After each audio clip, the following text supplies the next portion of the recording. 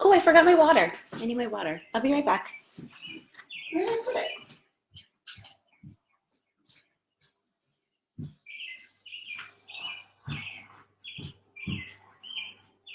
That was silly.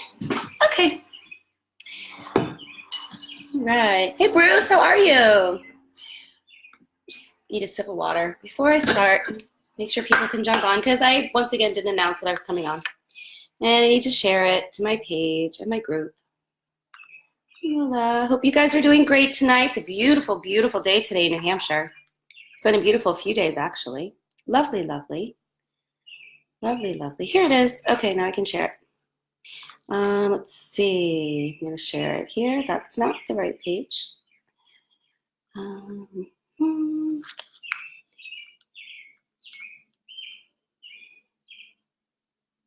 Okay, perfect. Okay, so today I want to chat quickly about how it's never anything big.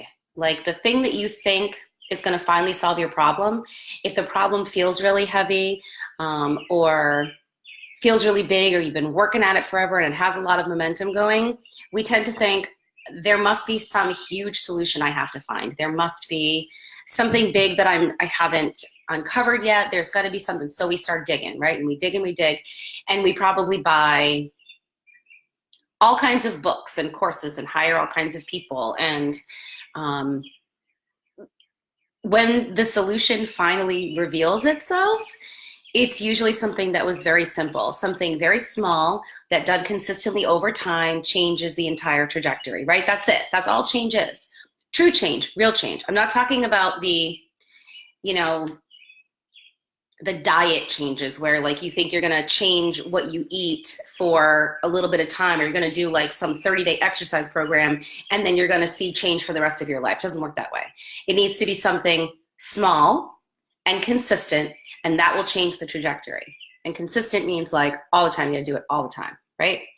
So whether this is something you wanna shift in a relationship or in a business that you have, or a job change, or career change, or your money experience, whatever it is, I promise you that the solution is not something big. It is nothing that is going to be earth-shattering to you when you realize what the shift is.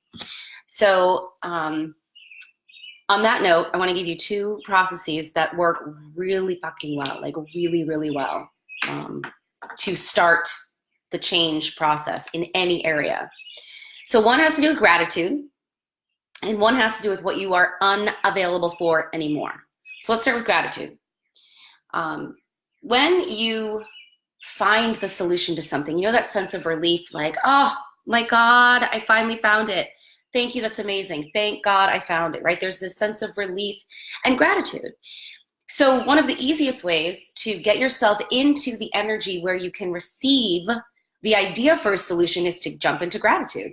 Now, when you're really like white knuckling it with the problem, you really do not want to be freaking grateful. You don't want to be grateful. You're like, fuck this. This all sucks. I mean, we all get there, all of us, right? You get in this negative loop and you just can't seem to get out, and then everything sucks. I've talked about this before. You just like get in the spiral where every single thing seems to suck. So I have a solution for you, because there's always a way out. You need to look at your environment. It's actually really fun, and you're going to start to laugh when you actually practice it. You look at your environment when you're in one of those negative spirals, and you go, all right, what is the least sucky thing in here? What is, like, everything sucks, but what is the least sucky thing? And you'll be able to find the least sucky thing. They don't all suck the same amount. So you find the least sucky thing. Then you look for the next least sucky thing. Hey, Rachel, how you doing? Look for the next least sucky thing. And just keep doing that. And eventually you're going to raise your energy to the point where you can actually find an idea for some kind of a solution. It may not be the ultimate solution, but it will lead you toward it, because we know you cannot find a solution in the same energy as the problem. It's not available to you. It's just not energetically available to you. So that's an awesome tool that I love to use, because, when you tend to be a really hard worker or a perfectionist or someone who really values outcomes, you're very outcome driven as opposed to process driven, you tend to get really focused on what's not working, right? Like you want to find that solution. And that can be really frustrating if it's not very apparent to you. And you can have a very hard time feeling grateful about anything in the moment. So I highly recommend the least sucky thing process. It's freaking awesome. If you use it, let me know how it goes. So the other solution that I have, I guess it is a solution for getting you into the vibe of being able to shift your situation, whatever it is to decide what you are no longer available for. I make these lists frequently when I find that I'm not getting the results that I think I wanted, because here's the thing.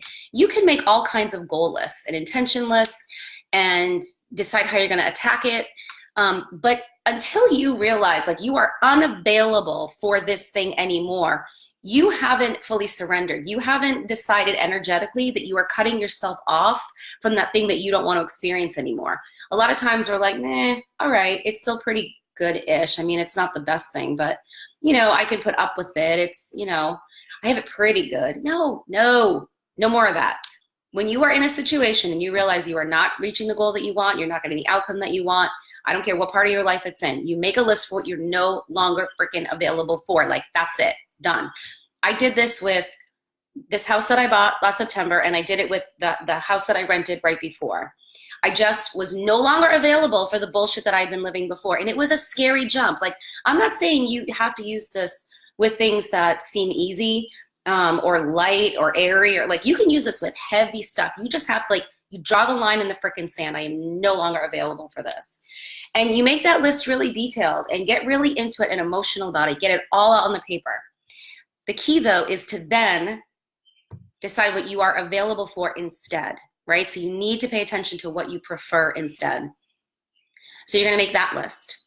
What am I available for instead? In each, no matter what just like unleashed out of you, what you weren't available for, shift it to, okay, what am I available for instead in every instance? And then you rewrite that story. I now choose to receive, to accept, to get, to live all of the things that you are available for. And the trickiest part here, although if you stick to it, I promise you it works, is to just remember that